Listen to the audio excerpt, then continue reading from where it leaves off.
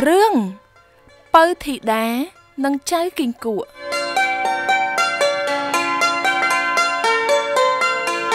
កាលពីព្រេងនាយមានដំណើរមកថាព្រះរាជានៃនគរកតសិលាមានបុត្រី3អង្គព្រះនាងពៅមានរូបសម្រស់ស្រស់ស្អាតដាច់គេនាងពៅពេលទំនេរចូលចិត្តទៅកំសាន្តលេងនៅអណ្ដូងទឹកក្រោយព្រះរាជវាំង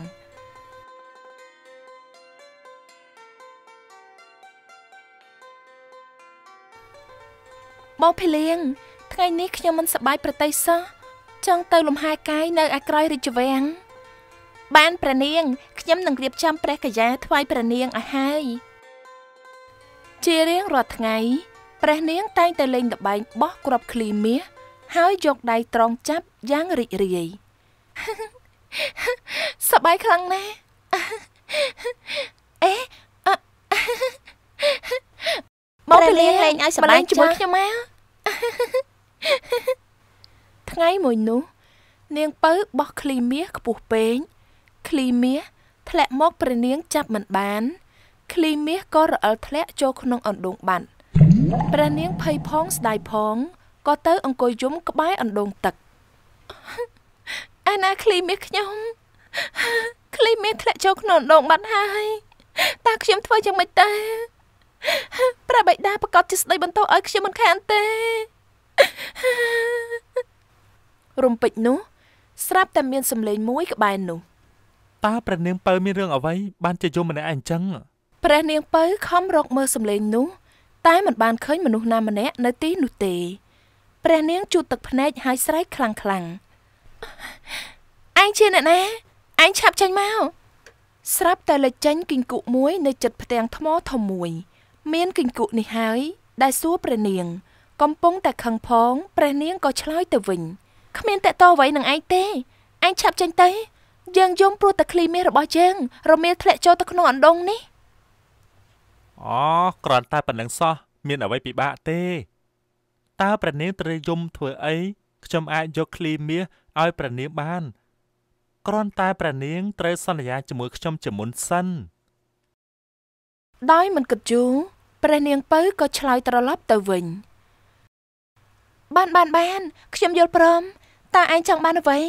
ខោអាវឬក៏មាសពេញខ្ញុំអាចឲ្យឯងបានទាំងអស់ឲ្យតែឯងអាចយកកូនឃ្លីមាសរបស់ខ្ញុំឲ្យខ្ញុំវិញទេខ្ញុំមិនត្រូវការរបស់ទាំងអស់នោះទេតែខ្ញុំត្រូវការមួយយ៉ាងគឺម្ហូបអាហារខ្ញុំត្រូវតែហូបជាមួយនឹងព្រះនាងផឹកទឹកជាមួយព្រះនាងនិងដេកជាមួយព្រះនាងផងដែរព្រះនាងពៅក៏យល់ព្រមដោយមិនបានគិតយូរ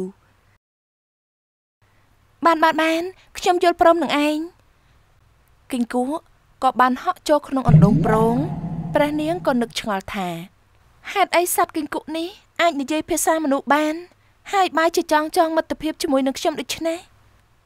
បន្តិចក្រោយមកស្រាប់តែឃើញគីងគក់លោតចេញពីក្នុងអណ្ដូង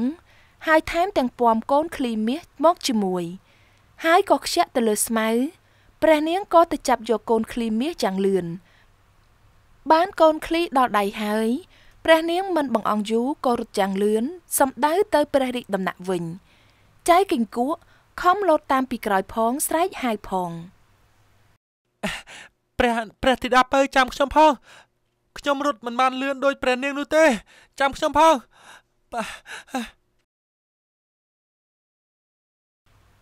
ឮសំឡេងចៅគីងគក់ហៅព្រះនាងរត់កាន់តែលឿនចៅគីងគក់អស់សង្ឃឹមក៏ត្រឡប់ទៅកន្លែងវិញលុះស្អែកឡើងនៅវេលាថ្ងៃត្រង់ព្រះរាជានិងព្រះធីតាទាំង3កំពុងសោយព្រះក្រយ៉ាជុំគ្នាស្រាប់តែឮសំឡេងគោះទ្វារតើអ្នកណាគោះទ្វារនៅខាងក្រៅចាំខ្ញុំម្ចាស់ទៅបើកព្រះពរ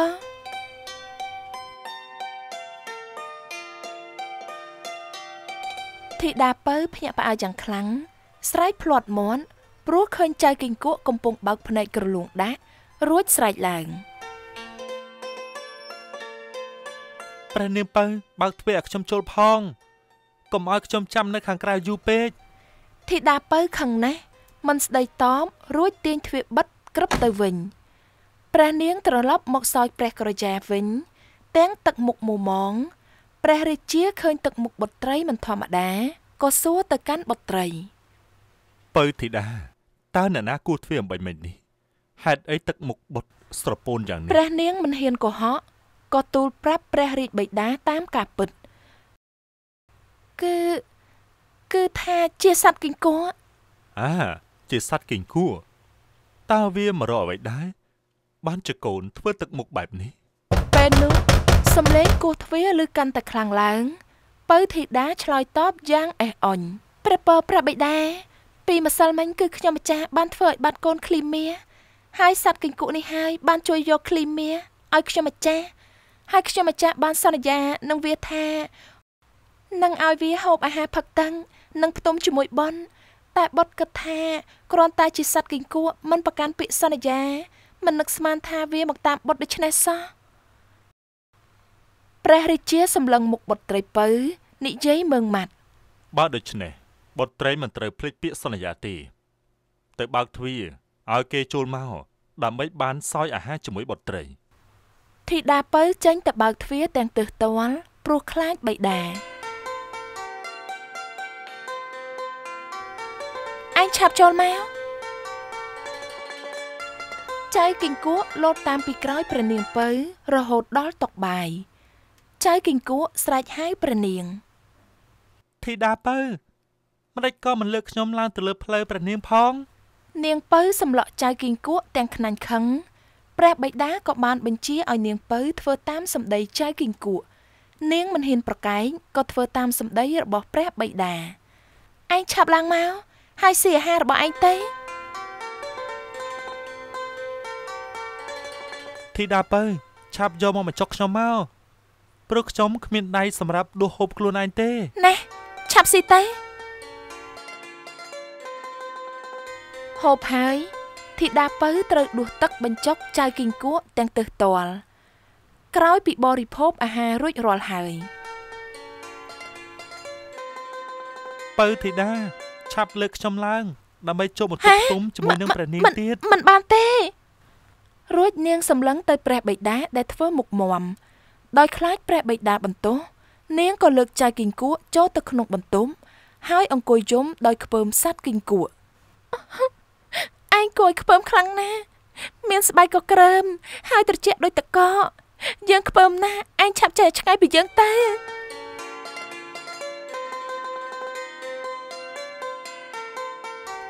ព្រះបិតាបានចូលមកប្រាប់នាងពៅថាកូនមិនត្រូវស្អប់ខ្ពើមនឹងមើលងាយនរណាម្នាក់ដែលធ្លាប់ជួយកូនក្នុងគ្រាអាសន្ននោះទេធ្វើជាមនុស្សត្រូវគោរពពាក្យសន្យាហើយដឹងគុណគេទៀតទើបជាការត្រឹមត្រូវព្រះនាងពៅខ្លាចព្រះបិតាក៏នៅស្ងៀមព្រះបិតាចេញទៅបានព្រះនាងពៅក៏បិទទ្វារចិនកាន់ច្បិចគីង្គក់ទាំងខ្ពើមរអើមយកទៅដាក់ចោលនៅកៀនជញ្ជាំងឯងនៅទីនេះហើយយើងមិនអាចផ្ទុំជាមួយឯងបានទេព្រោះឯងជាសត្វគួរឲ្យខ្ពើមរួចព្រះនាងឡើងដេកលើគ្រែធ្វើប្រងើយធីតាពៅមិនក៏មិនលើកខ្ញុំឲ្យឡើងផ្ទុំជាមួយនឹងព្រះនាងផងតិចខ្ញុំស្រែកទៅប្រាប់ព្រះបិតារបស់ព្រះនាងធីតាពៅខឹងខ្លាំងណាស់ក៏លើកគីង្គក់បោកទៅនឹងជញ្ជាំងសត្វគីង្គក់មិនទាន់ធ្លាក់ដល់ដីផងក៏ប្រែក្លាយទៅជាទេវបុត្រដ៏ស្រស់ស្អាតធ្វើឲ្យនាងពៅភ្ញាក់ផ្អើលយ៉ាងខ្លាំងនាងពៅមិនចាំបាច់ភ្ញាក់ផ្អើលទេខ្ញុំបានត្រូវបណ្ដាសាអ្នកតាបានឲ្យខ្ញុំខ្លាចជាគីង្គក់ចាំអណ្ដូងនេះតតែជួបព្រះនាងជាគូព្រេងទើបអាចខ្លាចជាមនុស្សវិញបានធីតាពៅរីករាយណាស់